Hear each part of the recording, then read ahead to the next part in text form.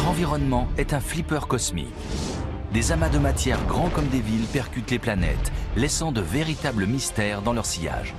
Tout ce que nous voyons dans le système solaire a été témoin de ce qui s'y est passé. Il faut juste faire parler ces témoins. Si nous n'y parvenons pas, nous pourrions bien être les prochaines victimes d'une collision dans notre système solaire.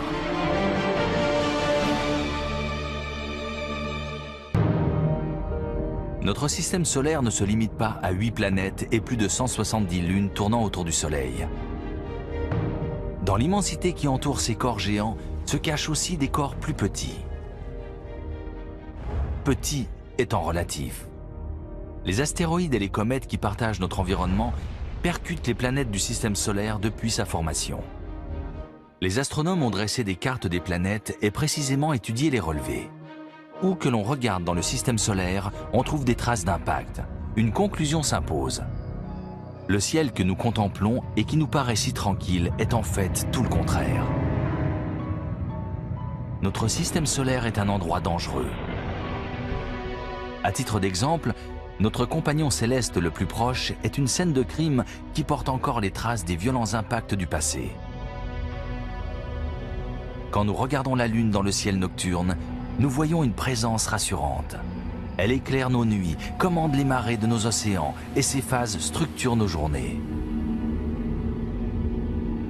Mais ces cratères sont tout sauf rassurants.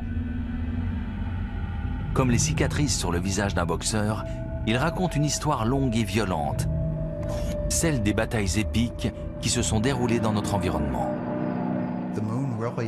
La Lune est comme un vieux livre dans lequel nous pouvons lire l'histoire du système solaire. La première leçon de ce manuel d'histoire commence il y a 4,5 milliards d'années avec sa naissance apocalyptique. La Lune est le résultat d'une terrible collision qui a frappé la Terre. Un planétoïde de la taille de Mars a touché la Terre primitive encore en fusion. Lorsque les deux énormes corps célestes ont entamé leur danse d'approche, le planétoïde formait un angle de 45 degrés par rapport à la Terre et se déplaçait à près de 10 km par seconde. La collision s'est donc produite à une vitesse relativement faible. Néanmoins, l'énergie dégagée fut énorme. Elle a littéralement pulvérisé le planétoïde et éjecté un morceau géant du manteau terrestre, juste à côté de la Terre. Le temps et la pesanteur ont façonné notre Lune. Généralement accepté aujourd'hui, ce scénario violent de la naissance de la Lune a été proposé pour la première fois en 1975 par William Hartmann et Donald Davis. Quels indices ont bien pu les mener à la reconstitution exacte d'une collision aussi ancienne? Ils ont d'abord essayé de comprendre de quoi était composée la Lune. Les études des années 50 et 60 révélaient une densité légèrement moindre que celle de la Terre. La Lune ne semblait pas contenir de noyaux ferreux comme la Terre, dont la densité est plutôt élevée. Elle se situe à 5 grammes par centimètre cube. La roche a une densité de 3 grammes par centimètre cube. Nous savions donc que la densité élevée de la Terre est due à l'alliage de métals lourds et de roches plus légères. La densité de la Lune n'était que de 3 grammes par centimètre cube. On avait donc affaire à un objet rocheux. Mais si la densité de la Lune diffère de celle de la Terre, elle partage en revanche sa composition chimique. En particulier, les variations isotopiques trouvées sur la Lune sont identiques à celles qui existent sur Terre. Chaque élément du système solaire a une composition isotopique propre. Dans le cas de la Lune, le rapport isotopique de l'oxygène est exactement le même que sur Terre, ce qui correspond magnifiquement à l'idée que le matériau lunaire est à l'origine un morceau de matériau terrestre. Donc, la Lune a une composition similaire, mais une densité différente. William Hartmann et Donald Davis ont suggéré que ces résultats provenaient d'une collision entre la Terre et un impacteur, ce qui avait donné naissance à une Lune composée en partie de morceaux du manteau terrestre. Si un objet suffisamment grand percute la Terre, il peut faire sauter un morceau important de la croûte et de la roche qui compose le manteau. Vous avez le beau petit noyau ferreux au centre et la partie rocheuse autour. Un choc fait voler la roche en éclats. Il en résulte un grand nuage de débris autour de la Terre qui s'agglomère pour former une Lune qui ressemble à celle qui existe aujourd'hui. Cette théorie intéressante devait être confirmée par modélisation informatique. Quand on essaie de décrire comment s'est formée la Lune, on part avec l'idée que la Lune est le résultat d'une importante collision avec la Terre primitive. Ensuite, nous effectuons une modélisation, comme ici des simulations informatiques qui décrivent ce qui se passe lors de telles collisions. Les facteurs limitants pour le modèle sont la rotation actuelle de la Terre et la taille de la Lune. Nous devons arriver à une rotation de la Terre après l'impact, qui nous donne nos journées de 24 heures. Si l'on complète le modèle avec les données disponibles, on observe alors une Terre très différente de ce qu'elle est aujourd'hui. Elle tournait sur elle-même en 4 heures et dans le sens inverse quand elle a été percutée dans une explosion de lumière par un impacteur relativement lent de la taille de Mars. Au moment de l'impact, l'angle, la taille et la vitesse de l'impacteur ont contribué à redéfinir la rotation de la Terre. Cette collision à faible vitesse a été une chance pour la Terre. Si l'impacteur arrive trop vite, ça peut faire voler en éclats une planète. Dans ce cas, la Terre et l'impacteur ont explosé et le noyau ferreux de l'impacteur est retombé sur Terre. Le noyau ferreux de l'impacteur a fusionné avec celui de la Terre, ce qui a augmenté la masse du noyau terrestre. Ce processus de réassemblage a engendré une Terre infernale. La température de la Terre est montée à plus de 5000 degrés Celsius, voire 11 000 degrés à l'intérieur. L'impact a chargé l'atmosphère terrestre d'épaisses particules de silicate issues de la roche vaporisée. Après environ 1 millier d'années, cette atmosphère de silicate a commencé à se refroidir et à se condenser. Malgré ses débuts cataclysmiques, la relation Terre-Lune est faite de stabilité. L'orbite et la gravitation lunaire limitent les variations d'inclinaison de la Terre à 1 degré. Sans la Lune, nos modélisations prédisent une inclinaison pouvant varier de 0 jusqu'à 60 degrés. Par moment, on aurait le pôle Nord quasiment face au Soleil.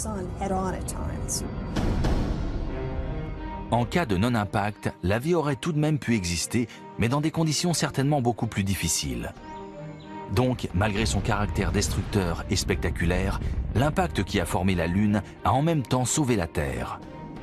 Les collisions dans notre système solaire détruisent les mondes tout en les façonnant. Pourquoi voulons-nous comprendre les impacts? Il se trouve qu'ils expliquent beaucoup de choses sur qui nous sommes et à quoi ressemble notre système solaire. Je crois qu'il s'agit vraiment d'une question importante pour l'univers. Les preuves rapportées par les missions d'alunissage Apollo ont également aidé à résoudre une autre controverse au sujet de la Lune. D'où provient l'aspect de gruyère de sa surface? Ce paysage lunaire est-il le reste d'un passé volcanique ou bien une preuve supplémentaire de violents impacts au sein de notre système solaire? Depuis le milieu des années 70, les scientifiques proposent l'hypothèse selon laquelle la Lune est le produit d'une collision cosmique avec la Terre. Mais cette surface familière peut-elle être une preuve supplémentaire que des éléments de notre système solaire sont percutés par des objets célestes? Jusque dans les années 60, la plupart des scientifiques pensaient que les cratères qui couvrent la surface de la Lune étaient les cônes d'anciens volcans éteints. Je suis entré à l'université en 1961. On publiait encore des livres de scientifiques honnêtes, réputés, qui défendaient la thèse de l'origine volcanique des cratères lunaires. L'astrologue Gene Shoemaker était convaincu que la Lune avait été victime de millions d'impacts de météorites. Il avait fondé sa théorie sur ses études des cratères d'impact terrestres, qui sont difficiles à reconnaître et rares. Pourquoi donc y a-t-il tant de cratères d'impact sur la Lune et si peu sur Terre? Sur Terre, les cratères sont souvent estompés à cause de l'atmosphère, de la tectonique des plaques, de ce qui se passe ici sur Terre. Les travaux de Gene Shoemaker ont établi que les cratères d'impact ont des caractéristiques particulières que l'on peut reproduire en tirant une balle dans du sable. On trouve d'abord un contour en forme de bol et également ce qu'on appelle l'éjecta. Au moment de l'impact, la météorite projette un panache de débris qui forme une couronne autour du cratère. Gene Shoemaker a répertorié l'anatomie des cratères d'impact en étudiant ceux laissés par les essais nucléaires sur le site de Yucca Flat dans le Nevada. À la suite de ces travaux, on a découvert de plus en plus de cratères d'impact sur Terre. Fort de ces connaissances, Gene Shoemaker a voulu profiter des missions d'alunissage Apollo pour prouver que la Lune est recouverte de cratères d'impact. Il a formé les astronautes au prélèvement d'échantillons afin de mettre sa théorie à l'épreuve. Il les a emmenés se promener, une pioche à la main, pour bien leur faire comprendre la géologie de la Terre, afin qu'une fois sur la Lune, ils soient capables de penser en géologues. Formés par Gene Shoemaker, les astronautes de la mission Apollo ont rapporté la preuve qui manquait aux scientifiques. Les cratères lunaires étaient des cratères d'impact et non des volcans éteints. La Lune est un témoin. Les astronautes de l'ère Apollo ont rapporté des échantillons de roches lunaires qui semblaient tous avoir le même âge. Cela a été révélateur. Les échantillons prélevés sur les cratères lunaires au cours des missions de la NASA pendant les années 60 et 70 faisaient remonter l'apparition de ces cratères à une période spécifique très ancienne.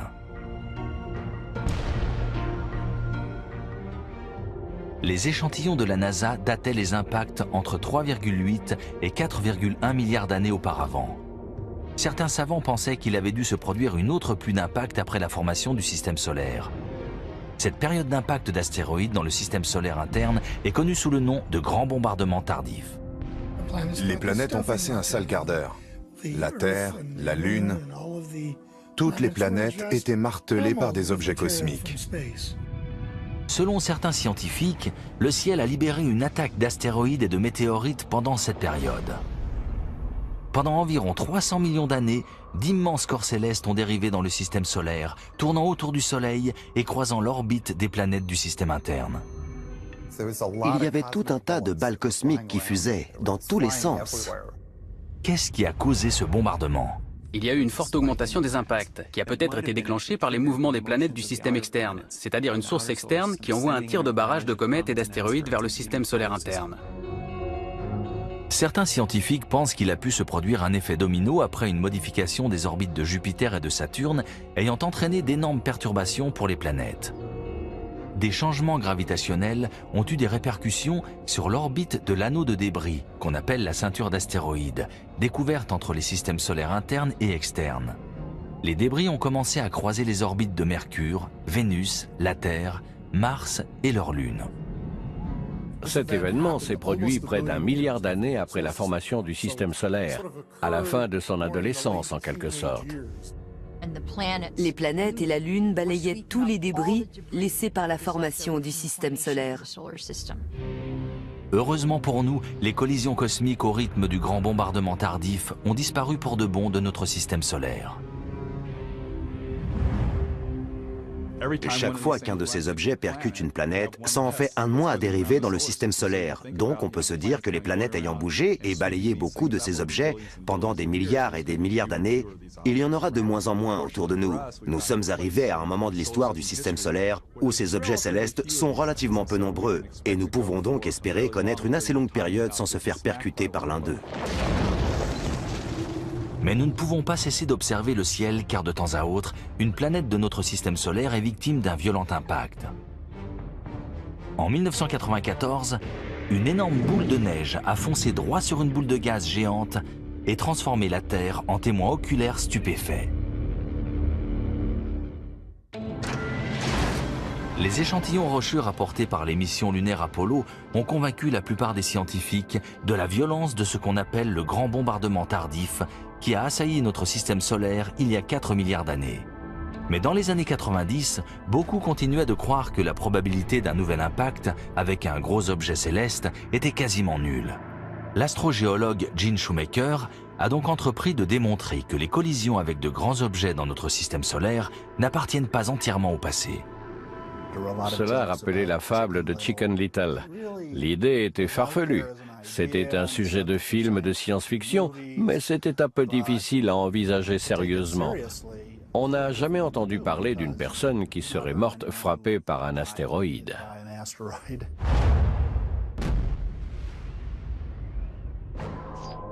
Mais Gene Shoemaker était de ceux qui ont pris au sérieux la possibilité d'être tué par un impact d'astéroïde.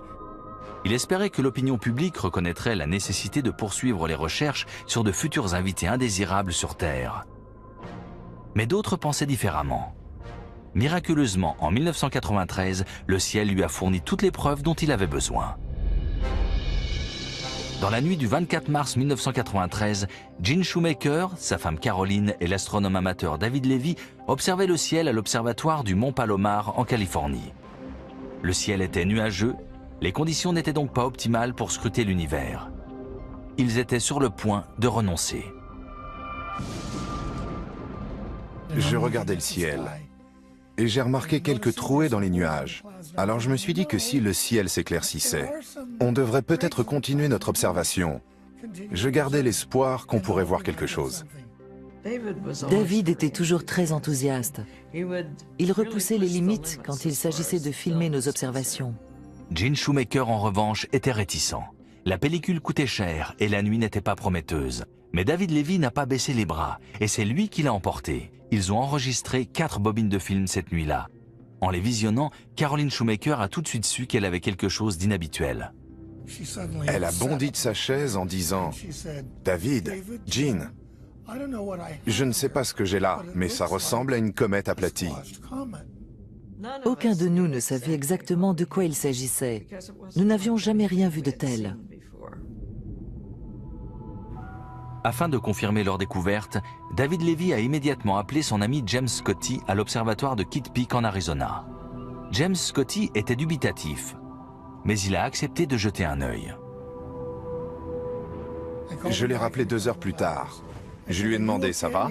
Il m'a répondu « Le bruit que tu entends, c'est ma mâchoire qui traîne par terre. » Je lui ai demandé si on avait une comète. Il m'a dit « Oh oui, vous avez une comète. » Une comète est un corps composé de glace, parfois avec un noyau rocheux et qui tourne autour du Soleil. Aujourd'hui, nous disons astéroïde pour désigner un objet rocheux, tandis que comète désigne un objet de glace.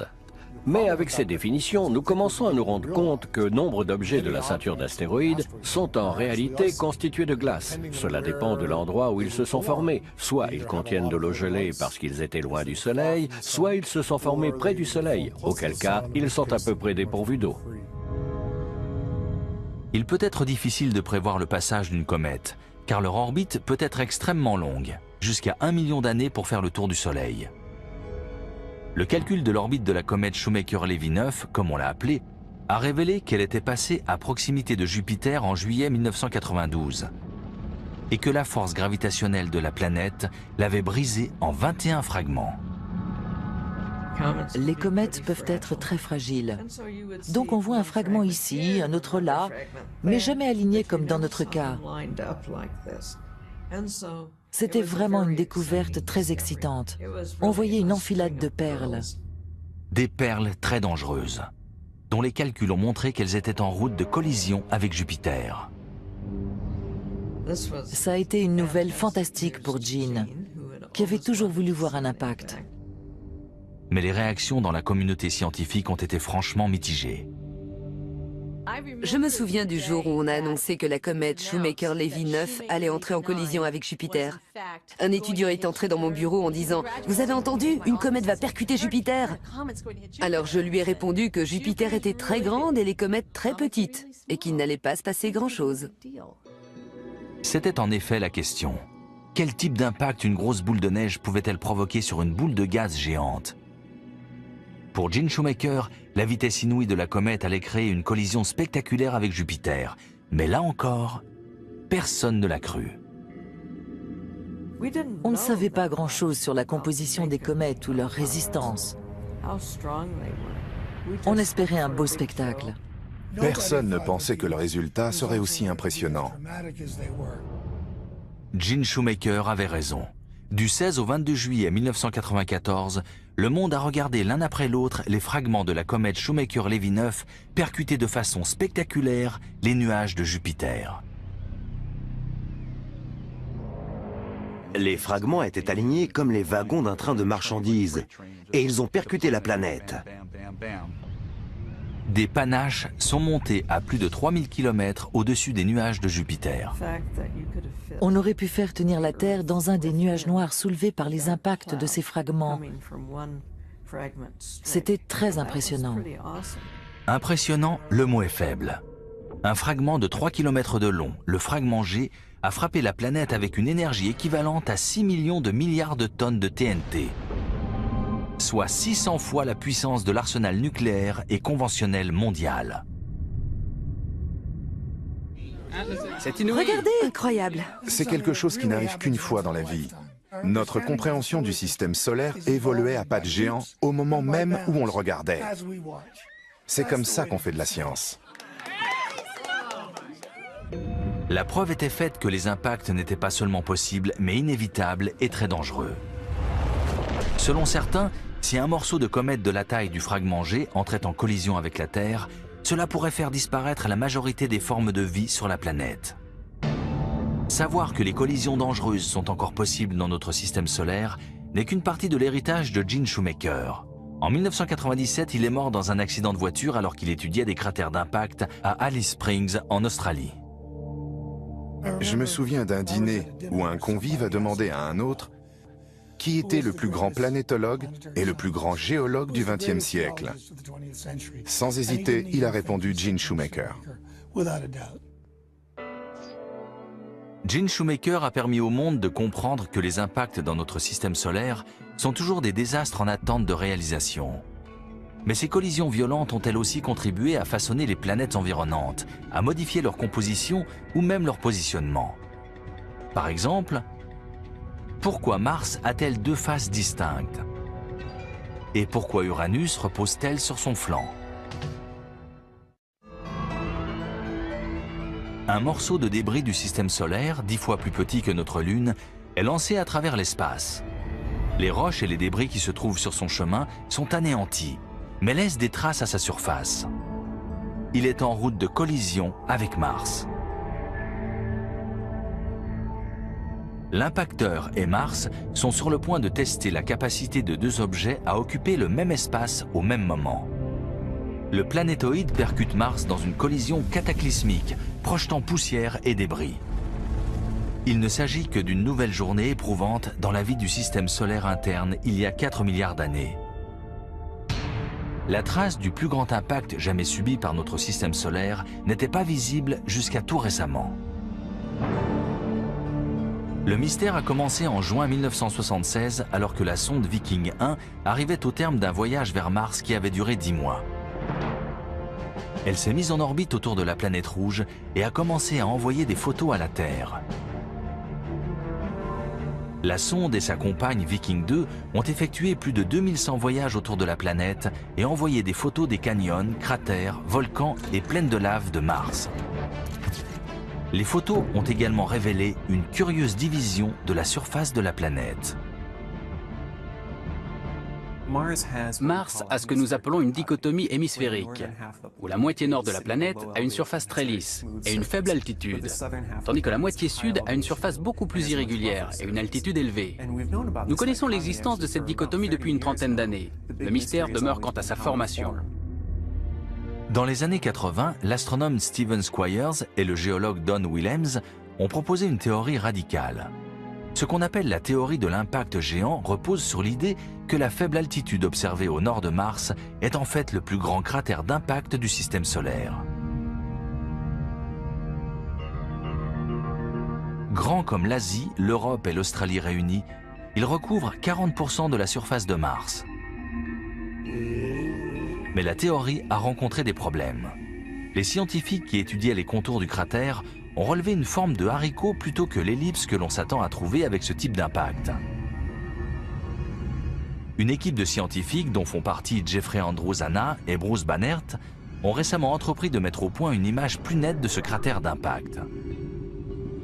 À l'aide de relevés topographiques et gravitationnels, ils ont pu voir sous les flots de lave qui inondent le dôme de Tharsis, où se trouvent les plus grands volcans du système solaire. En retirant les effets de l'activité volcanique, ils ont pu distinguer la forme réelle du cratère. Il nous a donc été donné de voir ce qui était là depuis sans doute 4 milliards d'années. Et nous avons découvert que le contour de la zone n'était pas du tout en forme de haricot comme on le pensait, mais dessinait en réalité une ellipse régulière.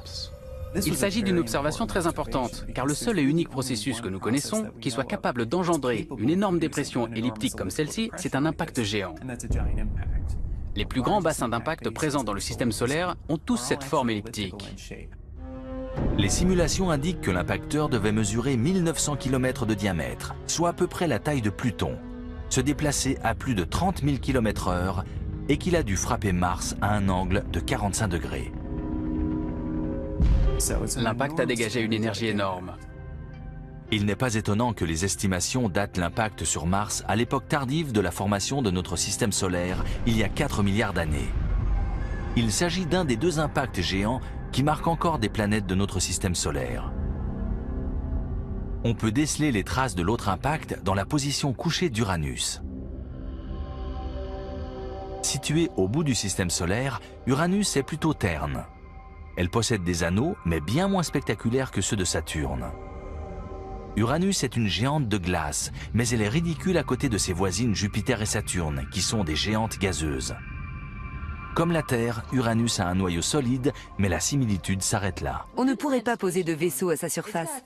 Son atmosphère est extrêmement dense, à tel point qu'on dirait du pudding. Ce pudding repose sur un lit de glace qui compose le manteau de la géante. Mais la caractéristique spectaculaire qui différencie Uranus des autres planètes, c'est qu'elle est complètement de travers. Pendant des années, son alignement étrange a intrigué les astronomes. C'est un astronome soviétique, Viktor Safronov, qui le premier a proposé dans les années 60 la théorie selon laquelle Uranus avait dû être percuté par un objet peut-être aussi grand que la Terre. Toutes les planètes ont un axe de rotation avec le pôle nord et le pôle sud aux deux extrémités. La Terre est inclinée de 23,5 degrés, Mars de 25 degrés, Jupiter a une inclinaison quasi nulle. Mais Uranus est très étrange parce qu'elle penche de plus de 90 degrés. Viktor Safronov a suggéré que ceci pouvait être le résultat d'un impact avec un objet qui, si je me souviens bien, devait représenter 3% de la masse d'Uranus. Donc, imaginez une planète ronde qui tourne sur elle-même, qui se fait percuter sur sa tangente, juste au sommet. Le choc la renverse, les débris se dispersent et vous avez désormais une planète qui tourne sur elle-même, couchée sur le côté.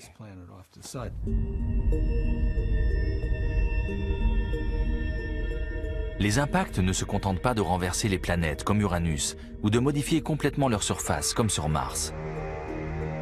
Il arrive aussi que les objets célestes percutent les planètes avec une telle force que des fragments de la planète percutée vont retomber sur d'autres planètes.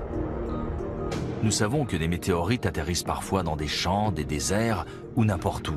Et parfois ces météorites sont des morceaux arrachés à une planète qui nous renseignent sur un autre monde. Notre système solaire n'est pas un lieu bien ordonné. De nombreux débris n'ont pas fusionné avec une planète. Ces objets flottent dans la ceinture d'astéroïdes entre Mars et Jupiter comme autant de laissés pour compte qui cherchent la bagarre. Les collisions engendrent des collisions lorsqu'un impact déplace des morceaux de planètes qui finissent eux-mêmes par s'écraser sur une planète. Ces objets sont la preuve tangible qu'il existe des impacts dans notre propre système solaire. Par une réaction en chaîne, ces impacts qui se sont produits il y a plusieurs milliards d'années à des millions de kilomètres peuvent faire atterrir chez nous ces visiteurs du lointain qui nous renseignent alors sur le système solaire. Ils traversent l'atmosphère à une vitesse phénoménale, ce qui génère de la chaleur et une pression élevée. Ils prennent feu et bien souvent ces fragments explosent dans l'atmosphère avant de tomber en pluie de poussière sur la planète. Chaque enfant qui a vu une étoile filante dans le ciel a vu un impact d'origine extraterrestre. Nous sommes nombreux à avoir vu des collisions cosmiques. Simplement, on ne savait pas de quoi il s'agissait. Les météores qui se consument dans l'atmosphère sont un phénomène courant, et il arrive qu'une partie du météore survive et entre en contact avec la Terre. Son statut de survivant lui vaut un nouveau nom, celui de météorite. À partir de ce moment, sa tête est mise à prix. Une catégorie d'individus peu nombreux, les chasseurs de météorites, se spécialisent dans la traque de ces précieux rochers qui ont voyagé à travers notre système solaire et se lancent dans une poursuite qui relève à la fois de la science, du commerce et d'un loisir qui a viré à l'obsession. Geoffrey Notkins et Steve Arnold comptent parmi les chasseurs de météorites les plus prolifiques et déterminés. Parfois, nous allons dans des coins complètement perdus, où une personne saine d'esprit n'irait jamais mettre les pieds, uniquement dans l'espoir de trouver des petits bouts de débris cosmiques. Pourquoi? Les météorites sont incroyables. Elles représentent une chance de pouvoir tenir un peu d'un monde extraterrestre dans sa main. Ce sont aussi de véritables trésors. Ces morceaux d'autres planètes qui atterrissent chez nous sont classés en fonction de leur valeur. Il n'est donc pas étonnant que les météorites les plus rares aient le plus de valeur. Des morceaux de la planète Mars ont été projetés dans l'espace par des impacts de météorites à la surface de Mars. Sur les milliers de météorites qui ont été découvertes sur Terre, une trentaine seulement provient de Mars. C'est un des matériaux extraterrestres les plus rares qu'on ait pu récupérer. La valeur au gramme des météorites martiennes est 35 fois supérieure à celle de l'or. Ce petit morceau pèse environ 15 grammes. Et c'est un morceau de Mars. Une évaluation, à minima, estime sa valeur à 15 000 $. Toutes les autres météorites présentes dans cette salle réunie valent moins que ce spécimen. Mais c'est vrai pour beaucoup de météorites. Elles peuvent nous transmettre des informations sur la composition d'une planète voisine. La distance et le coût élevé ne nous ont pas permis d'aller sur Mars pour y prélever un échantillon. Mais l'univers nous en livre certains, rarement et gratuitement grâce à d'anciens impacts. Les météorites vont parfois au-delà de la transmission d'informations sur d'autres planètes. Elles ont souvent servi de tremplin à d'importantes avancées technologiques dans le programme spatial. Les météorites ont été étudiées dans les premiers temps de la conception des navettes spatiales. Elles ont une forme optimale pour voyager dans l'atmosphère. Au fur et à mesure de son avancée dans l'atmosphère terrestre, cette phase de la météorite reste orientée vers la Terre, d'où le terme orientation. Donc, au cours de son trajet dans cette position fixe, la surface a fondu et s'est courbée vers l'arrière pour prendre cette jolie forme de bouclier. Derrière le bouclier, le météore fond et se déforme, car la température dépasse les 1000 degrés. C'est ce qui explique ces empreintes de pouces qu'on ne trouve que sur les météorites. Ces petites bosses apparaissent quand la surface du météore est en fusion. C'est pourquoi les météorites, dont l'orientation est visible, ne sont pas seulement rares, mais très précieuses aux yeux des collectionneurs qui s'intéressent à leur aspect sculptural. Ce qui leur arrive pendant qu'elles traversent l'atmosphère ne se retrouve jamais sur une roche terrestre. Une roche terrestre n'aura jamais cet aspect. C'est leur traversée brûlante de l'atmosphère et la fusion qui en résulte qui crée ce qu'on pourrait décrire comme une sculpture extraterrestre. En dépit de leur attrait physique, ces sculptures de l'espace n'atteignent pas la valeur de leurs cousines martiennes ou même lunaires.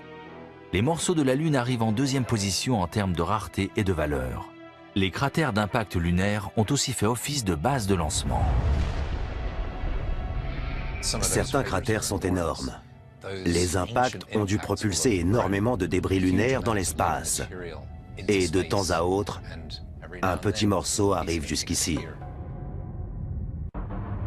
La plupart des météorites sont en fait issues de la ceinture d'astéroïdes. Nous ne pouvons pas nous rendre physiquement dans la ceinture d'astéroïdes. Donc, les météorites nous offrent la chance de pouvoir étudier la composition d'autres mondes de notre système solaire. Certains sites sont encore riches de météorites. On creuse notamment beaucoup à Brenham, au Kansas. Nous nous trouvons dans le champ d'éparpillement de Brenham. Il y a entre 2 et 10 000 ans, un météore géant a explosé alors qu'il arrivait de l'ouest-nord-ouest. Il s'est pulvérisé en morceaux qui se sont éparpillés partout sur le terrain de cette ferme. On a vraiment trouvé beaucoup de météorites dans ce champ précis où nous sommes. C'est excitant d'être ici. On sait que des météorites sont tombées ici. En reste-t-il? C'est ce que nous sommes venus découvrir. À ce jour, 3,5 tonnes de météorites, éléments de notre système solaire, ont été extraites de ces champs, y compris celle découverte par Steve Arnold, une météorite palasite de 650 kg, la plus grosse du monde. Ces météorites sont composées de pierre, de fer et contiennent des cristaux d'olivine. Les palasites sont rares, précieuses et difficiles à trouver. Comme des fermiers retournant un champ, Geoffrey et Steve doivent inspecter chaque parcelle du terrain. Manquer une zone, c'est peut-être manquer une météorite. Bien.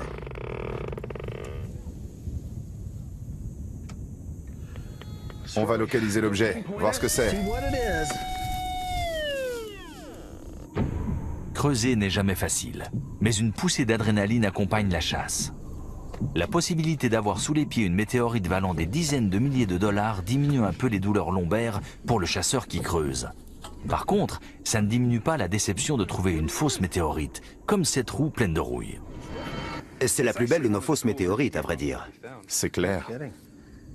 Elle ne vaut rien, bien sûr. La chasse se poursuit dans un champ 3 km au sud.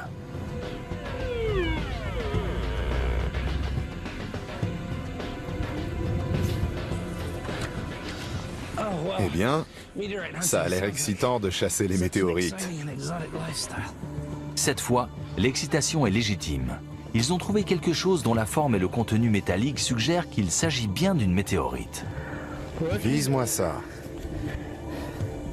Ça m'a l'air d'être un beau morceau. Je l'ai. Regarde. Félicitations. Félicitations. Oui. Elle est enterrée là depuis peut-être 5, 10, 15 000 ans, dans l'attente d'être enfin mise au jour. La forme classique de la météorite, sa face aplatie par la chaleur dégagée lors de son entrée dans l'atmosphère terrestre, et son poids, près de 20 kg, pourrait en faire une découverte de premier ordre. 20, 25 000 dollars peut-être.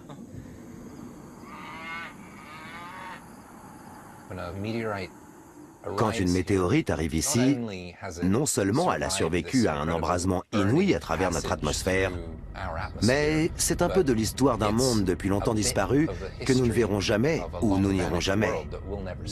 On apprend beaucoup sur le cosmos qui nous entoure en étudiant les météorites.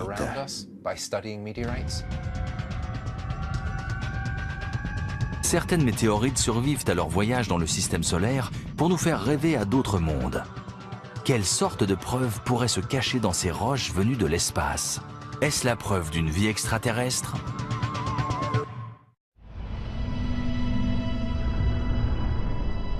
La vie. Nous en recherchons des signes dans notre système solaire. Nous interrogeons sans relâche ses origines sur Terre, mais d'où vient vraiment la vie? Pas seulement les premiers organismes vivants, mais les éléments constitutifs qui ont permis l'évolution de la vie. Les collisions cosmiques pourraient bien être la clé de la diffusion des graines de vie à travers notre système solaire et l'univers. La vie sur Terre s'est constituée il y a entre 3,5 et 3,8 milliards d'années. Au moment où le chaos du grand bombardement tardif commençait à s'apaiser et où les conditions ont permis la formation de l'eau, des astéroïdes et des comètes ont traversé le système solaire et se sont écrasés. Ces objets célestes pourraient avoir beaucoup de choses à nous dire sur le moment et le lieu où la vie s'est constituée. En effet, les molécules organiques, qui sont les éléments constitutifs de la vie sur Terre, dérivent aussi dans l'espace, dans les noyaux des comètes et à la surface des astéroïdes. Nous sommes constitués du même matériau que notre environnement. Et je dirais même plus, nous sommes constitués du matériau issu d'étoiles devenues lourdes, qui, quand elles explosent et deviennent des supernovas, se dispersent partout dans l'espace. Certains fragments nous arrivent sous la forme de comètes, qui ensuite deviennent nous, des hommes. Donc en un sens, nous sommes faits d'étoiles et de comètes. Ceci au sens propre. Par exemple, le fer que contient notre sang s'est formé pendant la mort d'étoiles voici plusieurs millions d'années. Dans les dernières phases de la vie d'une étoile, après que le processus de fusion a consommé l'hydrogène et l'hélium qu'elle contenait, il produit du fer. Ce fer est distribué à travers l'espace lorsque l'étoile meurt et explose. Ce système de distribution projette les éléments constitutifs de la vie dans notre galaxie et au-delà. Aussi, quand on regarde le ciel étoilé, on est en droit de se demander si la vie existe ailleurs. Étonnamment, les collisions dans notre système solaire apportent parfois la recherche de vie extraterrestre directement à la surface de la Terre. En 1984, en Antarctique, des chasseurs de météorites ont découvert une roche étrange qui a déclenché une forte controverse quant à la possibilité de la vie sur Mars. Elle n'était qu'un morceau de roche à la surface de Mars, qui vaquait joyeusement à ses occupations, quand un autre météore plus grand a percuté la planète Mars et donné une impulsion suffisante à la roche pour la libérer de la pesanteur martienne, l'envoyer dans le système solaire, où elle a vadrouillé pendant un moment, avant de rencontrer le puits gravitationnel de la Terre et de tomber sur notre planète.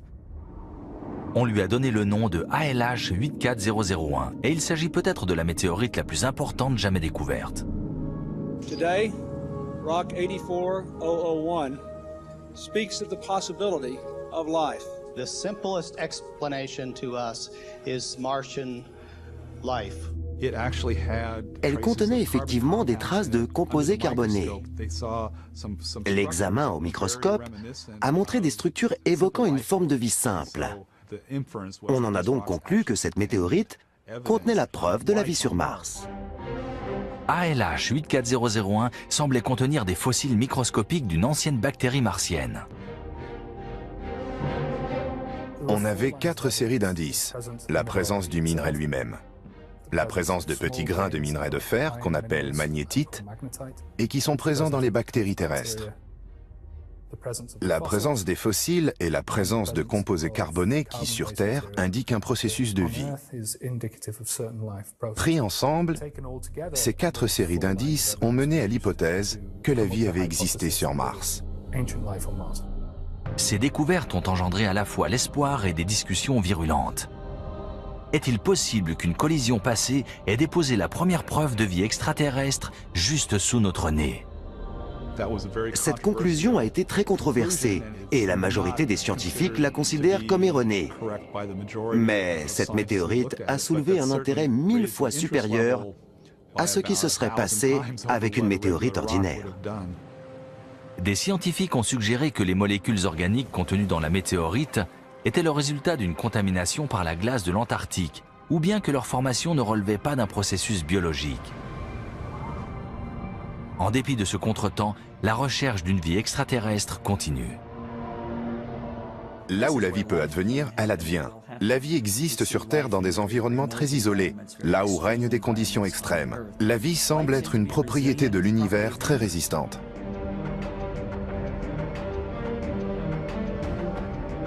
Les comètes et les astéroïdes contiennent des ingrédients nécessaires à la formation de la vie, suggérant ainsi que le système solaire est riche de ce potentiel de vie. La vie a-t-elle pu être semée dans le système solaire par ces objets célestes? Ces impacts avec les planètes ont-ils pu projeter dans l'espace les ingrédients nécessaires à la vie qui aurait germé sur une autre planète? Pourquoi pas? Nous savons que ces impacts se produisent tout le temps et qu'ils sont à la fois une bénédiction et une malédiction. Ce type d'impact peut-il être le facteur limitant ultime? Peut-être que sur certaines planètes, l'évolution permet l'existence de civilisations intelligentes qui s'apprêtent à construire des engins spatiaux pour aller parcourir le reste de l'univers. Et tout à coup, pouf, un astéroïde arrive au mauvais moment. Nous ignorons quelle est réellement l'évolution du système. Les collisions ont bâti les planètes et elles continuent de nous renseigner sur le système solaire. Mais de temps à autre, un de leurs coups menace la vie.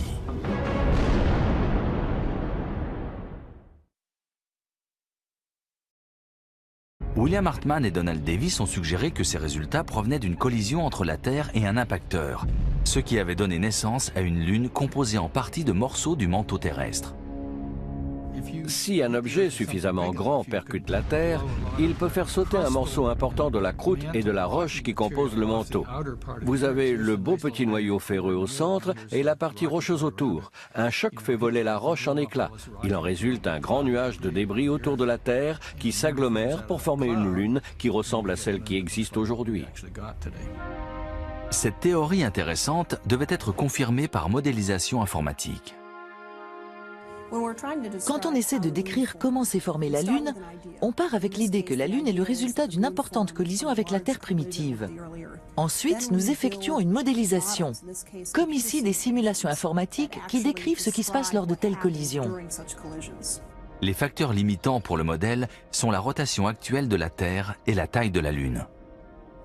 Nous devons arriver à une rotation de la Terre après l'impact, qui nous donne nos journées de 24 heures. Si l'on complète le modèle avec les données disponibles, on observe alors une Terre très différente de ce qu'elle est aujourd'hui. Elle tournait sur elle-même en 4 heures et dans le sens inverse quand elle a été percutée dans une explosion de lumière par un impacteur relativement lent de la taille de Mars. Au moment de l'impact, l'angle, la taille et la vitesse de l'impacteur ont contribué à redéfinir la rotation de la Terre. Cette collision à faible vitesse a été une chance pour la Terre. Si l'impacteur arrive trop vite, ça peut faire voler en éclats une planète. Dans ce cas, la Terre et l'impacteur ont explosé et le noyau ferreux de l'impacteur est retombé sur Terre. Le noyau ferreux de l'impacteur a fusionné avec celui de la Terre, ce qui a augmenté la masse du noyau terrestre. Ce processus de réassemblage a engendré une Terre infernale. La température de la Terre est montée à plus de 5000 degrés Celsius, voire 11 000 degrés à l'intérieur. L'impact a chargé l'atmosphère terrestre d'épaisses particules de silicate issues de la roche vaporisée. Après environ 1 millier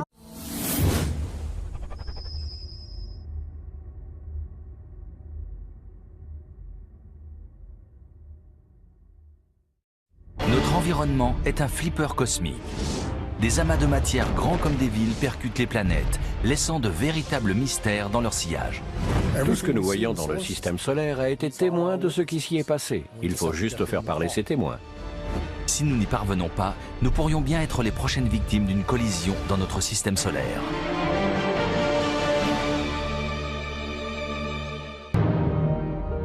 Notre système solaire ne se limite pas à 8 planètes et plus de 170 lunes tournant autour du Soleil. Dans l'immensité qui entoure ces corps géants se cachent aussi des corps plus petits. Petits étant relatif. Les astéroïdes et les comètes qui partagent notre environnement percutent les planètes du système solaire depuis sa formation. Les astronomes ont dressé des cartes des planètes et précisément étudié les relevés. Où que l'on regarde dans le système solaire, on trouve des traces d'impact. Une conclusion s'impose. Le ciel que nous contemplons et qui nous paraît si tranquille est en fait tout le contraire. Notre système solaire est un endroit dangereux. À titre d'exemple, notre compagnon céleste le plus proche est une scène de crime qui porte encore les traces des violents impacts du passé. Quand nous regardons la Lune dans le ciel nocturne, nous voyons une présence rassurante. Elle éclaire nos nuits, commande les marées de nos océans et ses phases structurent nos journées. Mais ces cratères sont tout sauf rassurants. Comme les cicatrices sur le visage d'un boxeur, ils racontent une histoire longue et violente, celle des batailles épiques qui se sont déroulées dans notre environnement. La Lune est comme un vieux livre dans lequel nous pouvons lire l'histoire du système solaire. La première leçon de ce manuel d'histoire commence il y a 4,5 milliards d'années avec sa naissance apocalyptique. La Lune est le résultat d'une terrible collision qui a frappé d'années. Cette atmosphère de silicate a commencé à se refroidir et à se condenser. Malgré ses débuts cataclysmiques, la relation Terre-Lune est faite de stabilité. L'orbite et la gravitation lunaire limitent les variations d'inclinaison de la Terre à 1 degré. Sans la Lune, nos modélisations prédisent une inclinaison pouvant varier de 0 jusqu'à 60 degrés. Par moment, on aurait le pôle Nord quasiment face au Soleil. En cas de non-impact, la vie aurait tout de même pu exister, mais dans des conditions certainement beaucoup plus difficiles. Donc, malgré son caractère destructeur et spectaculaire, l'impact qui a formé la Lune a en même temps sauvé la Terre. Les collisions dans notre système solaire détruisent les mondes tout en les façonnant. Pourquoi voulons-nous comprendre les impacts? Il se trouve qu'ils expliquent beaucoup de choses sur qui nous sommes et à quoi ressemble notre système solaire. Je crois qu'il s'agit vraiment d'une question importante pour l'univers. Les preuves rapportées par les missions d'alunissage Apollo ont également aidé à résoudre une autre controverse au sujet de la Lune. D'où provient l'aspect de gruyère de sa surface? Ce paysage lunaire est-il le reste d'un passé volcanique ou bien une preuve supplémentaire de violents impacts au sein de notre système solaire? Depuis le milieu des années 70, les scientifiques proposent l'hypothèse selon laquelle la Lune est le produit d'une collision cosmique avec la Terre. Mais cette surface familière peut-elle être une preuve supplémentaire que des éléments de notre système solaire sont percutés par des objets célestes? Jusque dans les années 60, la plupart des scientifiques pensaient que les cratères qui couvrent la surface de la Lune étaient les cônes d'anciens volcans éteints. Je suis entré à l'université en 1961. On publiait encore des livres de scientifiques honnêtes, réputés, qui défendaient la thèse de l'origine volcanique des cratères lunaires. L'astrologue Gene Shoemaker était compté la Terre. Un planétoïde de la taille de Mars a touché la Terre primitive encore en fusion. Lorsque les deux énormes corps célestes ont entamé leur danse d'approche, le planétoïde formait un angle de 45 degrés par rapport à la Terre et se déplaçait à près de 10 km par seconde. La collision s'est donc produite à une vitesse relativement faible. Néanmoins, l'énergie dégagée fut énorme. Elle a littéralement pulvérisé le planétoïde et éjecté un morceau géant du manteau terrestre, juste à côté de la Terre. Le temps et la pesanteur ont façonné notre Lune. Généralement accepté aujourd'hui, ce scénario violent de la naissance de la Lune a été proposé pour la première fois en 1975 par William Hartmann et Donald Davis. Quels indices ont bien pu les mener à la reconstitution exacte d'une collision aussi ancienne? Ils ont d'abord essayé de comprendre de quoi était composée la Lune. Les études des années 50 et 60 révélaient une densité légèrement moindre que celle de la Terre. La Lune ne semblait pas contenir de noyaux ferreux comme la Terre, dont la densité est plutôt élevée. Elle se situe à 5 grammes par centimètre cube. La roche a une densité de 3 grammes par centimètre cube. Nous savions donc que la densité élevée de la Terre est due à l'alliage de métals lourds et de roches plus légères. La densité de la Lune n'était que de 3 grammes par centimètre cube. On avait donc affaire à un objet rocheux. Mais si la densité de la Lune diffère de celle de la Terre, elle partage en revanche sa composition chimique. En particulier, les variations isotopiques trouvées sur la Lune sont identiques à celles qui existent sur Terre.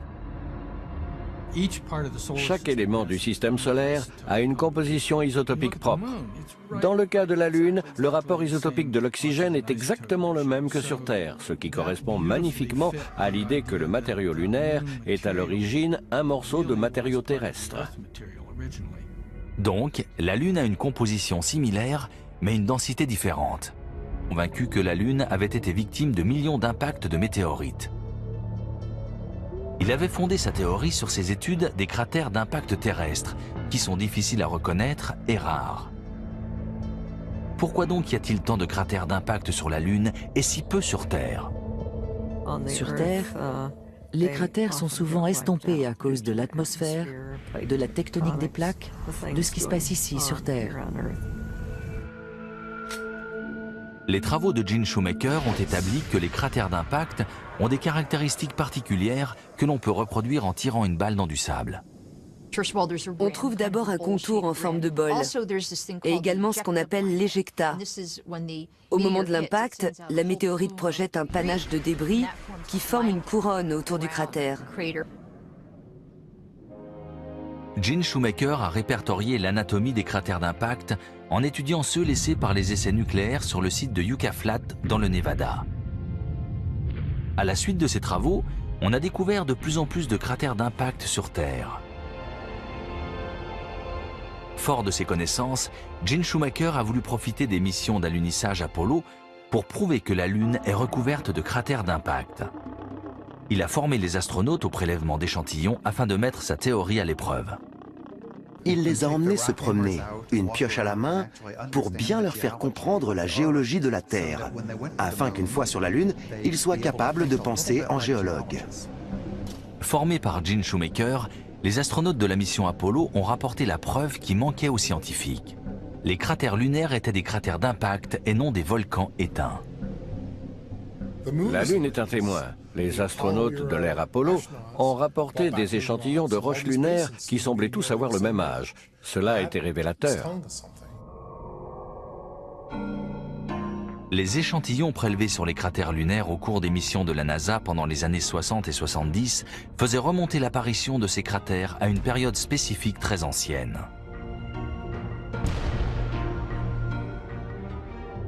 Les échantillons... On avait 4 séries d'indices. La présence du minerai lui-même, la présence de petits grains de minerai de fer qu'on appelle magnétites et qui sont présents dans les bactéries terrestres, la présence des fossiles et la présence de composés carbonés qui, sur Terre, indiquent un processus de vie. Pris ensemble, ces 4 séries d'indices ont mené à l'hypothèse que la vie avait existé sur Mars. Ces découvertes ont engendré à la fois l'espoir et des discussions virulentes. Est-il possible qu'une collision passée ait déposé la première preuve de vie extraterrestre juste sous notre nez? Cette conclusion a été très controversée et la majorité des scientifiques la considèrent comme erronée. Mais cette météorite a soulevé un intérêt 1000 fois supérieur à ce qui se serait passé avec une météorite ordinaire.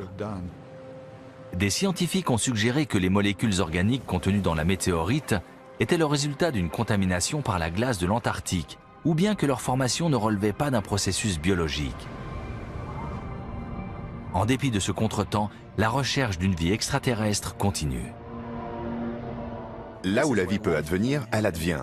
La vie existe sur Terre dans des environnements très isolés, là où règnent des conditions extrêmes. La vie semble être une propriété de l'univers très résistante.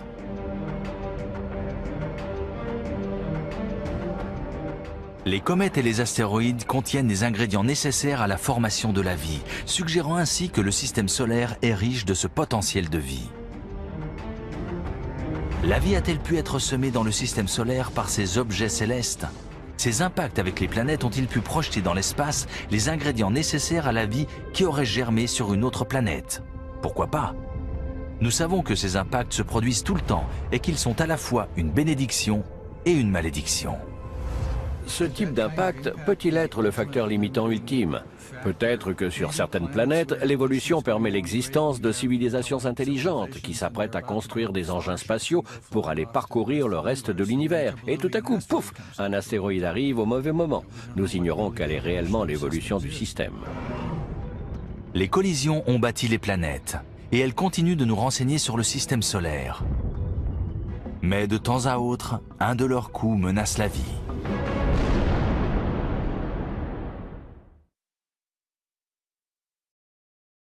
William Hartmann et Donald Davis ont suggéré que ces résultats provenaient d'une collision entre la Terre et un impacteur, ce qui avait donné naissance à une Lune composée en partie de morceaux du manteau terrestre.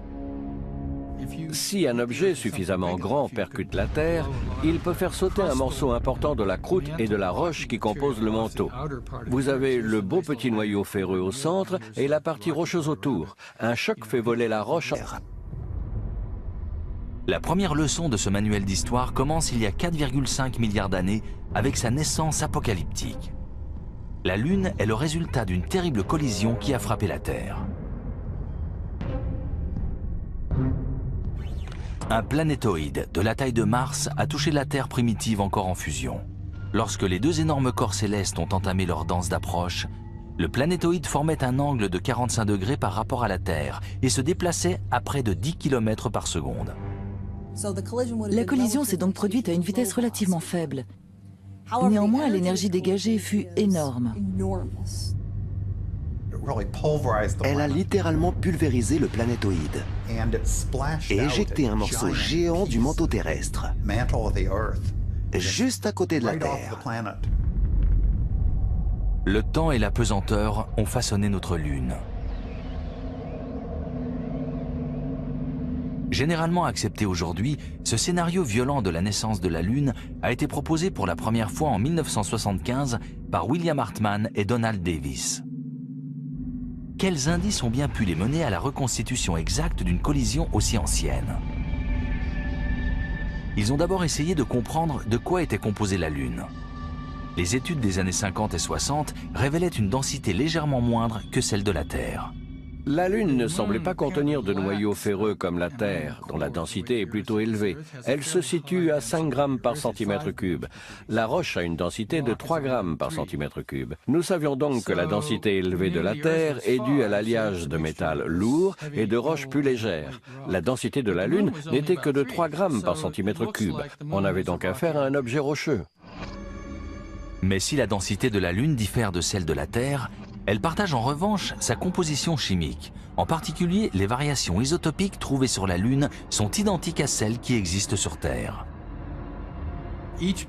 Chaque élément du système solaire a une composition isotopique propre. Dans le cas de la Lune, le rapport isotopique de l'oxygène est exactement le même que sur Terre, ce qui correspond magnifiquement à l'idée que le matériau lunaire est à l'origine un morceau de matériau terrestre. Donc, la Lune a une composition similaire, mais une densité différente. William Hartmann et Donald Davis ont suggéré que ces résultats provenaient d'une collision entre la Terre et un impacteur, ce qui avait donné naissance à une Lune composée en partie de morceaux du manteau terrestre. Si un objet suffisamment grand percute la Terre, il peut faire sauter un morceau important de la croûte et de la roche qui composent le manteau. Vous avez le beau petit noyau ferreux au centre et la partie rocheuse autour. Un choc fait voler la roche en éclats. Il en résulte un grand nuage de débris autour de la Terre qui s'agglomèrent pour former une lune qui ressemble à celle qui existait des échantillons de roches lunaires qui semblaient tous avoir le même âge. Cela a été révélateur. Les échantillons prélevés sur les cratères lunaires au cours des missions de la NASA pendant les années 60 et 70 faisaient remonter l'apparition de ces cratères à une période spécifique très ancienne. Les échantillons de la NASA dataient les impacts entre 3,8 et 4,1 milliards d'années auparavant. Certains savants pensaient qu'il avait dû se produire une autre pluie d'impact après la formation du système solaire. Cette période d'impact d'astéroïdes dans le système solaire interne est connue sous le nom de grand bombardement tardif. Les planètes ont passé un sale quart d'heure. La Terre, la Lune, toutes les planètes étaient martelées par des objets cosmiques. Selon certains scientifiques, le ciel a libéré une attaque d'astéroïdes et de météorites pendant cette période. Pendant environ 300 millions d'années, d'immenses corps célestes ont dérivé dans le système solaire, tournant autour du Soleil et croisant l'orbite des planètes du système interne. Il y avait tout un tas de balles cosmiques qui fusaient dans tous les sens. Qu'est-ce qui a causé ce bombardement ? Il y a eu une forte augmentation des impacts, qui a peut-être été déclenchée par les mouvements des planètes du système externe, c'est-à-dire une source externe qui envoie un tir de barrage de comètes et d'astéroïdes vers le système solaire interne. Certains scientifiques pensent qu'il a pu se produire un effet domino après une modification des orbites de Jupiter et de Saturne, ayant entraîné d'énormes perturbations pour les planètes. Des changements gravitationnels ont eu des répercussions sur l'orbite de l'anneau de débris, qu'on appelle la ceinture d'astéroïdes, découverte entre les systèmes solaires internes et externes. Les débris ont commencé à croiser les orbites de Mercure, Vénus, la Terre, Mars et leur Lune. Cet événement s'est produit près d'1 milliard d'années après la formation du système solaire, à la fin de son adolescence en quelque sorte. Les planètes et la Lune balayaient tous les débris laissés par la formation du système solaire.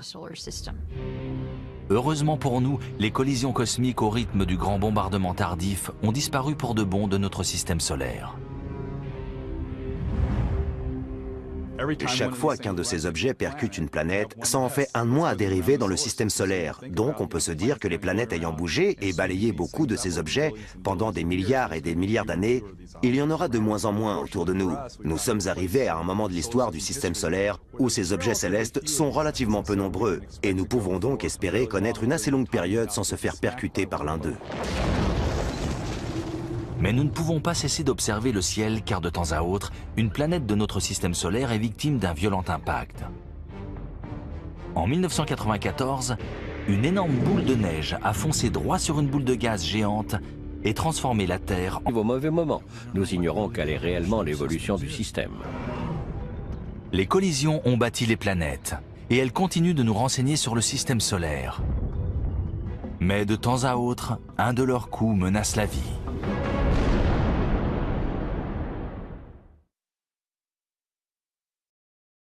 William Hartmann et Donald Davis ont suggéré que ces résultats provenaient d'une collision entre la Terre et un impacteur, ce qui avait donné naissance à une Lune composée en partie de morceaux du manteau terrestre.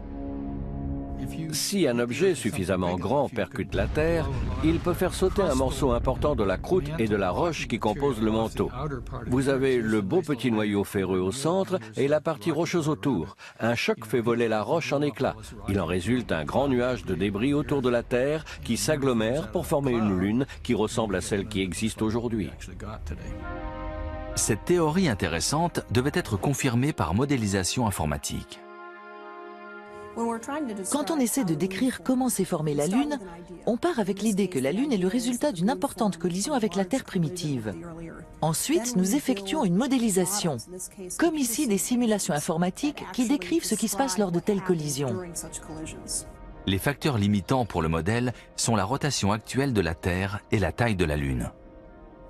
Nous devons arriver à une rotation de la Terre après l'impact, qui nous donne nos journées de 24 heures. Si l'on complète le modèle avec les données disponibles, on observe alors une Terre très différente de ce qu'elle est aujourd'hui. Elle tournait sur elle-même en 4 heures et dans le sens inverse quand elle a été percutée dans une explosion de lumière par un impacteur relativement lent de la taille de Mars. Au moment de l'impact, l'angle, la taille et la vitesse de l'impacteur ont contribué à redéfinir la rotation de la Terre. Cette collision à faible vitesse a été une chance pour la Terre. Si l'impacteur arrive trop vite, ça peut faire voler en éclats une planète. Dans ce cas, la Terre et l'impacteur ont explosé et le noyau ferreux de l'impacteur est retombé sur Terre. Le noyau ferreux de l'impacteur a fusionné avec celui de la Terre, ce qui a augmenté la masse du noyau terrestre. Ce processus de réassemblage a engendré une Terre infernale. La température de la Terre est montée à plus de 5000 degrés Celsius, voire 11 000 degrés à l'intérieur. L'impact a chargé l'atmosphère terrestre d'épaisses particules de silicate issues de la roche vaporisée. Après environ 1 millier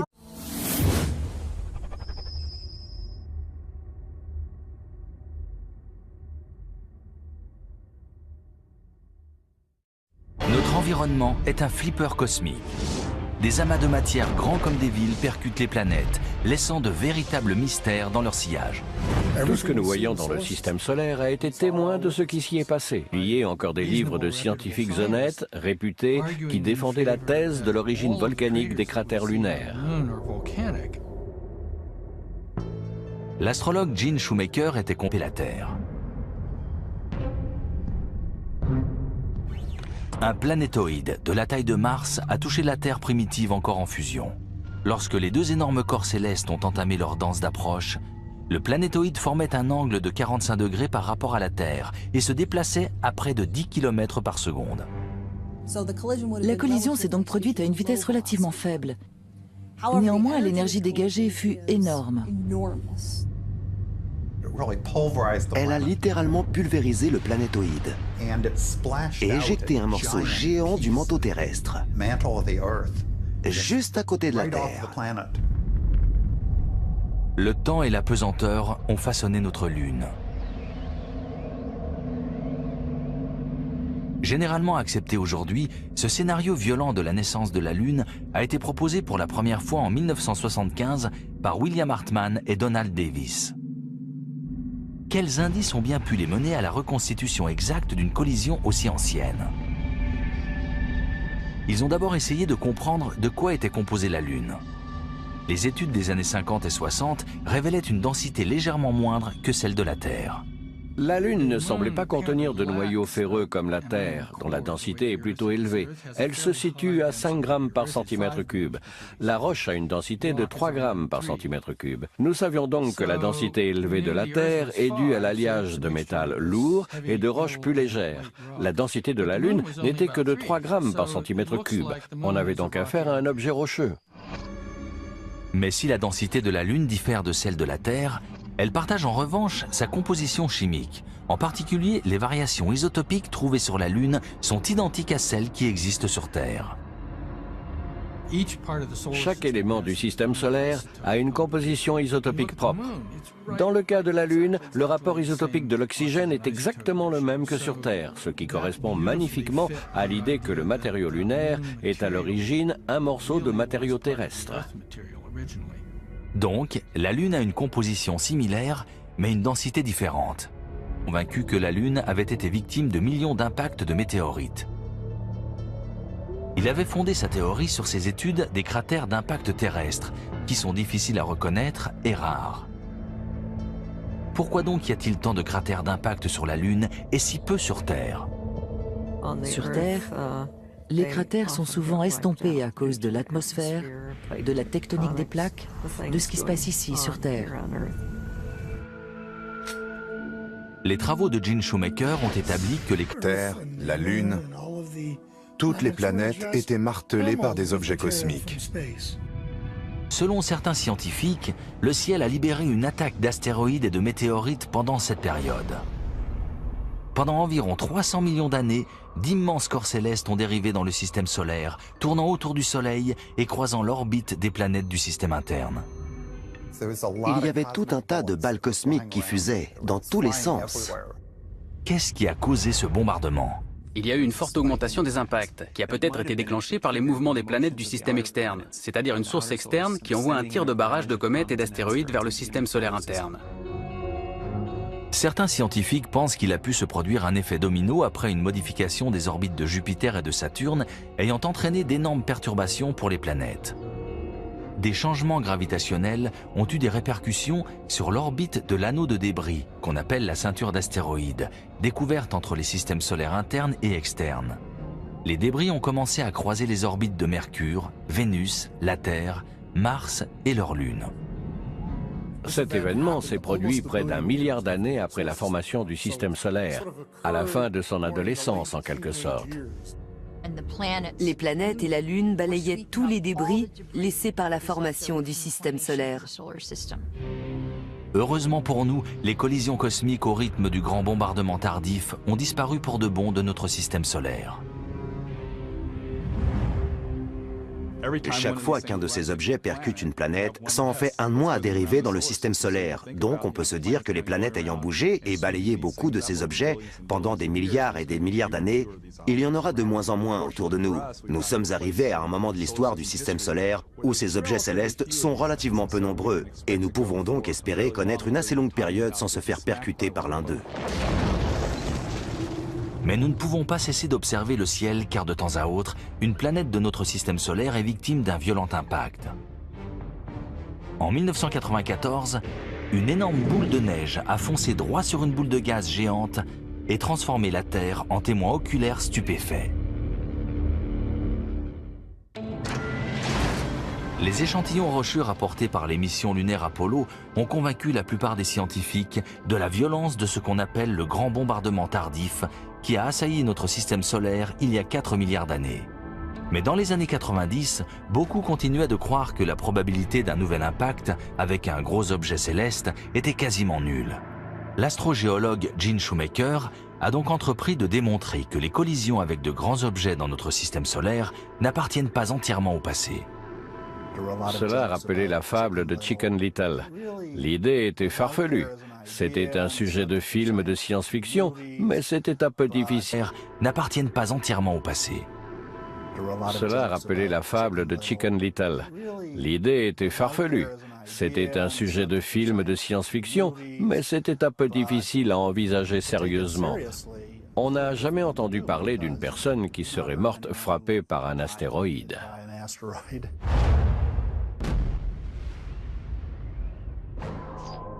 Mais Gene Shoemaker était de ceux qui ont pris au sérieux la possibilité d'être tué par un impact d'astéroïde.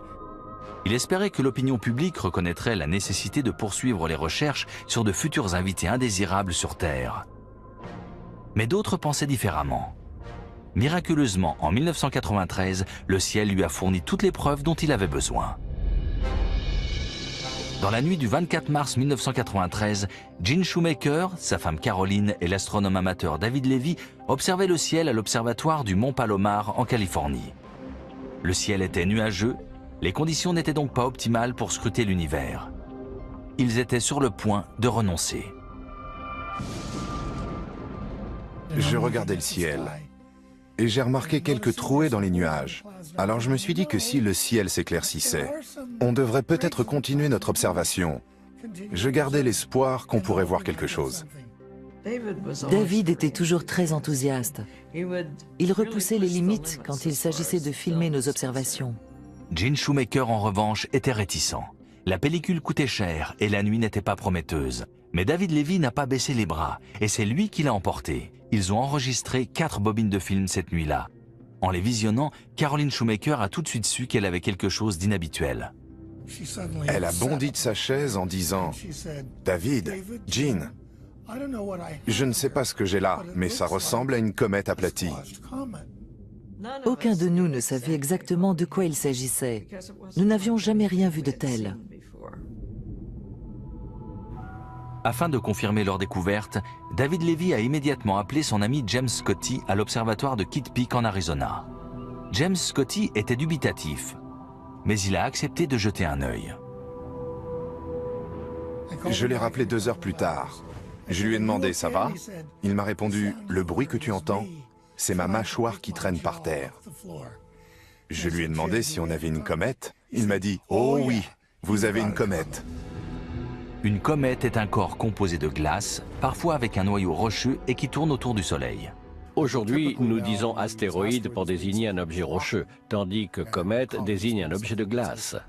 Mais avec ces définitions, nous commençons à nous rendre compte que nombre d'objets de la ceinture d'astéroïdes sont en réalité constitués de glace. Cela dépend de l'endroit où ils se sont formés. Soit ils contiennent de l'eau gelée parce qu'ils étaient loin du Soleil, soit ils se...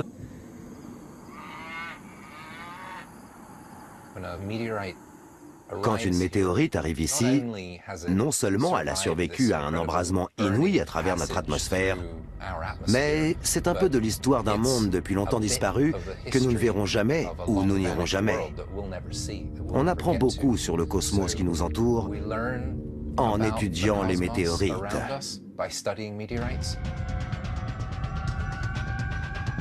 Certaines météorites survivent à leur voyage dans le système solaire pour nous faire rêver à d'autres mondes. Quelle sorte de preuve pourrait se cacher dans ces roches venues de l'espace? Est-ce la preuve d'une vie extraterrestre?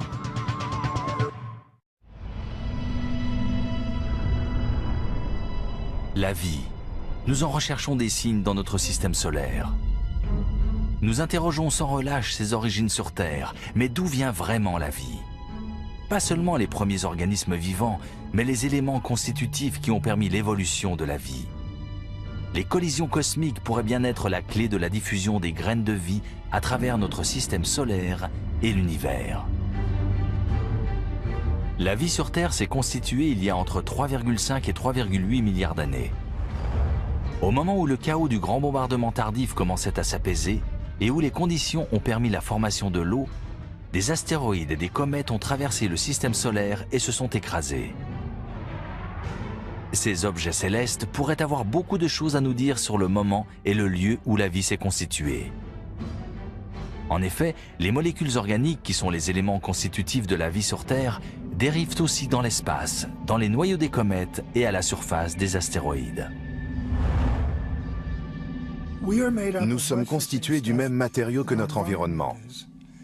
Et je dirais même plus, nous sommes constitués du matériau issu d'étoiles devenues lourdes, qui, quand elles explosent et deviennent des supernovas, se dispersent partout dans l'espace. Certains fragments nous arrivent sous la forme de comètes, qui ensuite deviennent nous, des hommes. Donc en un sens, nous sommes faits d'étoiles et de comètes. Ceci au sens propre. Par exemple, le fer que contient notre sang s'est formé pendant la mort d'étoiles voici plusieurs millions d'années. Dans les dernières phases de la vie d'une étoile, après que le processus de fusion a consommé l'hydrogène et l'hélium qu'elle contenait, il produit du fer. Ce fer est distribué à travers l'espace lorsque l'étoile meurt et explose. Ce système de distribution projette les éléments constitutifs de la vie dans notre galaxie et au-delà. Aussi, quand on regarde le ciel étoilé, on est en droit de se demander si la vie existe ailleurs. Étonnamment, les collisions dans notre système solaire apportent parfois la recherche de vie extraterrestre directement à la surface de la Terre. En 1984, en Antarctique, des chasseurs de météorites, les travaux de Gene Shoemaker ont établi que les cratères d'impact ont des caractéristiques particulières que l'on peut reproduire en tirant une balle dans du sable. On trouve d'abord un contour en forme de bol et également ce qu'on appelle l'éjecta. Au moment de l'impact, la météorite projette un panache de débris qui forme une couronne autour du cratère. Gene Shoemaker a répertorié l'anatomie des cratères d'impact en étudiant ceux laissés par les essais nucléaires sur le site de Yucca Flat dans le Nevada. À la suite de ces travaux, on a découvert de plus en plus de cratères d'impact sur Terre. Fort de ses connaissances, Gene Shoemaker a voulu profiter des missions d'alunissage Apollo pour prouver que la Lune est recouverte de cratères d'impact. Il a formé les astronautes au prélèvement d'échantillons afin de mettre sa théorie à l'épreuve. Il les a emmenés se promener, une pioche à la main, pour bien leur faire comprendre la géologie de la Terre, afin qu'une fois sur la Lune, ils soient capables de penser en géologues. Formés par Gene Shoemaker, les astronautes de la mission Apollo ont rapporté la preuve qui manquait aux scientifiques. Les cratères lunaires étaient des cratères d'impact et non des volcans éteints. La Lune est un témoin.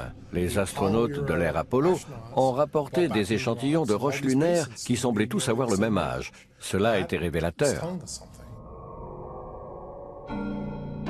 Les échantillons prélevés sur les cratères lunaires au cours des missions de la NASA pendant les années 60 et 70 faisaient remonter l'apparition de ces cratères à une période spécifique très ancienne. Les échantillons de la NASA dataient les impacts entre 3,8 et 4,1 milliards d'années auparavant. Certains savants pensaient qu'il avait dû se produire une autre pluie d'impact après la formation du système solaire. Cette période d'impact d'astéroïdes dans le système solaire interne est connue sous le nom de grand bombardement tardif. Les planètes ont passé un sale quart d'heure. La Terre, la Lune, toutes les planètes étaient martelées par des objets cosmiques. Selon certains scientifiques, le ciel a libéré une attaque d'astéroïdes et de météorites pendant cette période. Pendant environ 300 millions d'années, d'immenses corps célestes ont dérivé dans le système solaire, tournant autour du Soleil et croisant l'orbite des planètes du système interne.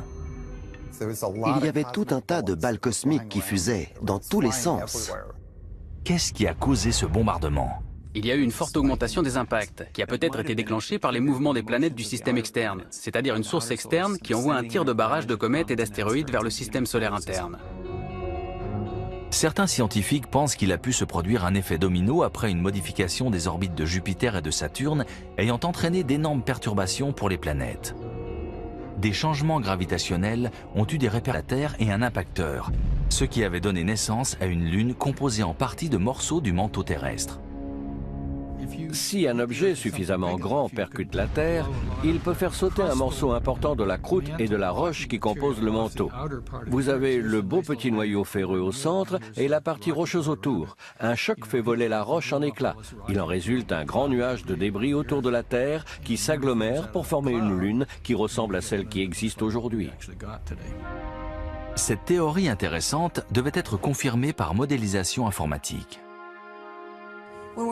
Quand on essaie de décrire comment s'est formée la Lune, on part avec l'idée que la Lune est le résultat d'une importante collision avec la Terre primitive. Ensuite, nous effectuons une modélisation, comme ici des simulations informatiques qui décrivent ce qui se passe lors de telles collisions. Les facteurs limitants pour le modèle sont la rotation actuelle de la Terre et la taille de la Lune. Nous devons arriver à une rotation de la Terre après l'impact, qui nous donne nos journées de 24 heures. Si l'on complète le modèle avec les données disponibles, on observe alors une Terre très différente de ce qu'elle est aujourd'hui. Elle tournait sur elle-même en 4 heures et dans le sens inverse quand elle a été percutée dans une explosion de lumière par un impacteur relativement lent de la taille de Mars. Au moment de l'impact, l'angle, la taille et la vitesse de l'impacteur ont contribué à redéfinir la rotation de la Terre. Cette collision à faible vitesse a été une chance pour la Terre. Si l'impacteur arrive trop vite, ça peut faire voler en éclats une planète. Dans ce cas, la Terre et l'impacteur ont explosé et le noyau ferreux de l'impacteur est retombé sur Terre. Le noyau ferreux de l'impacteur a fusionné avec celui de la Terre, ce qui a augmenté la masse du noyau terrestre. Ce processus de réassemblage a engendré une Terre infernale. La température de la Terre est montée à plus de 5000 degrés Celsius, voire 11 000 degrés à l'intérieur. L'impact a chargé l'atmosphère terrestre d'épaisses particules de silicate issues de la roche vaporisée. Après environ 1 millier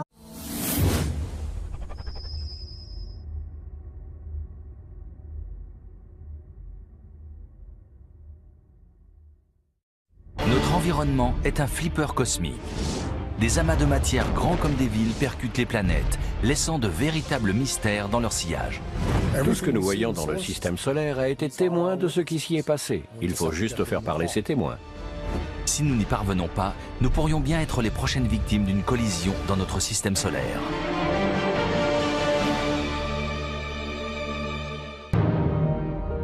Notre système solaire ne se limite pas à 8 planètes et plus de 170 lunes tournant autour du Soleil. Dans l'immensité qui entoure ces corps géants se cachent aussi des corps plus petits, ceux du manteau terrestre. Si un objet suffisamment grand percute la Terre, il peut faire sauter un morceau important de la croûte et de la roche qui compose le manteau.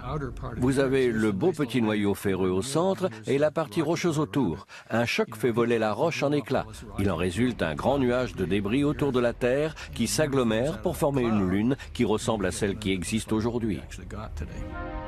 Cette théorie intéressante devait être confirmée par modélisation informatique.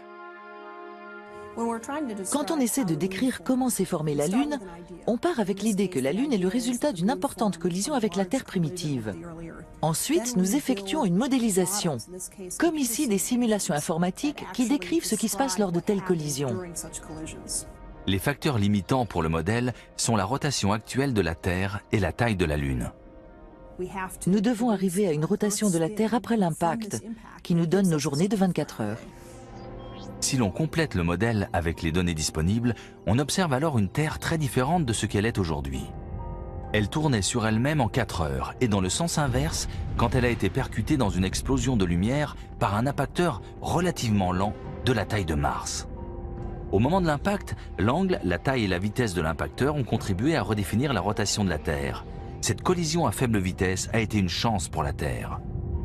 Si l'impacteur arrive trop vite, ça peut faire voler en éclats une planète. Dans ce cas, la Terre et l'impacteur ont explosé et le noyau ferreux de l'impacteur est retombé sur Terre. Le noyau ferreux de l'impacteur a fusionné avec celui de la Terre, ce qui a augmenté la masse du noyau terrestre. Ce processus de réassemblage a engendré une Terre infernale.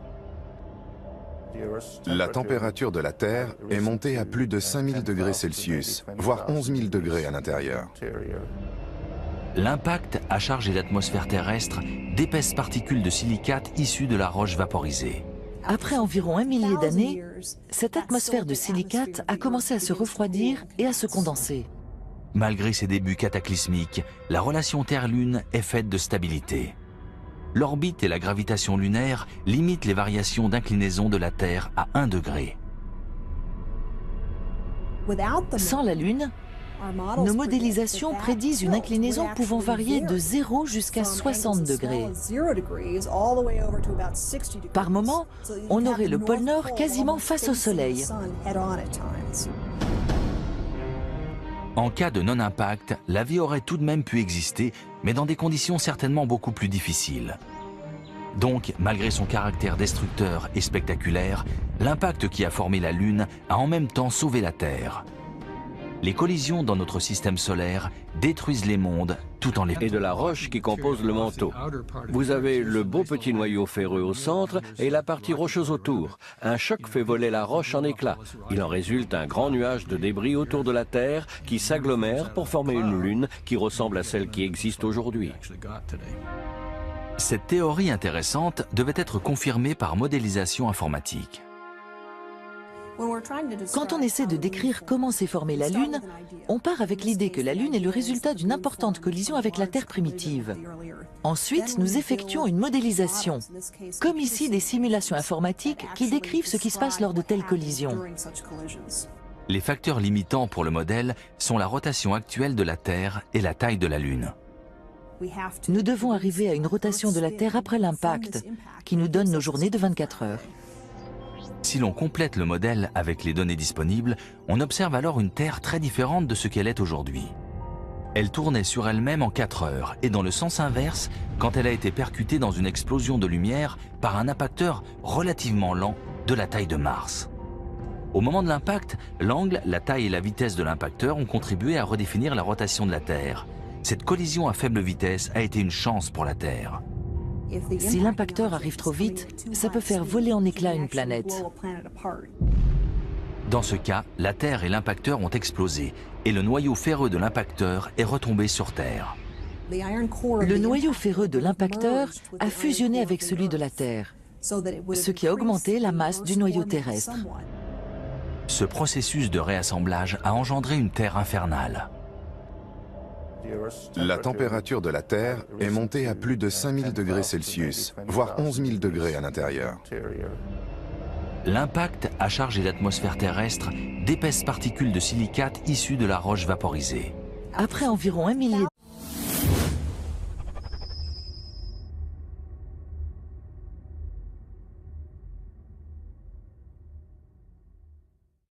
Notre environnement est un flipper cosmique. Des amas de matière grands comme des villes percutent les planètes, laissant de véritables mystères dans leur sillage.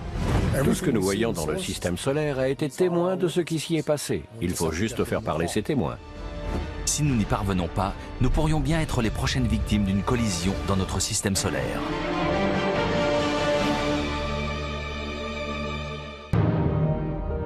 Notre système solaire ne se limite pas à 8 planètes et plus de 170 lunes tournant autour du Soleil.